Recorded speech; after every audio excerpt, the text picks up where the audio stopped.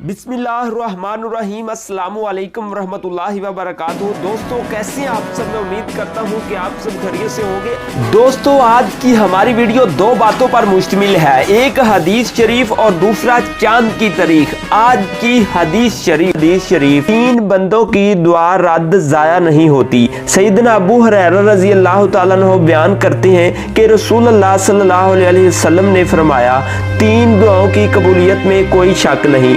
Number 1 मजलूम की दुआ, नंबर 2 मुसाफिर की दुआ, नंबर 3 वालिद की अपनी औलाद के हक में दुआ। दोस्तों आज की इस वीडियो में हम आपको बताएंगे आज चांद की कितनी तारीख है। आज जो चांद की तारीख है वो 23 ज़िलक़दा 1444 हिजरी है और जो आज अंग्रेज़ी तारीख है वो 13 जून 2003 है और जो आज देसी महीने की तारीख है वो 29 जेठ 2080 बकरम है।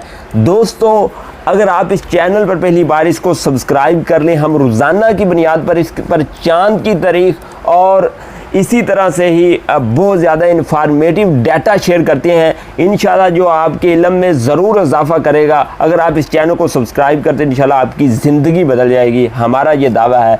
आज जो दिन है वो मंगल का दिन है और जो आज देसी महीने की तारीख है वो 29 जेठ है।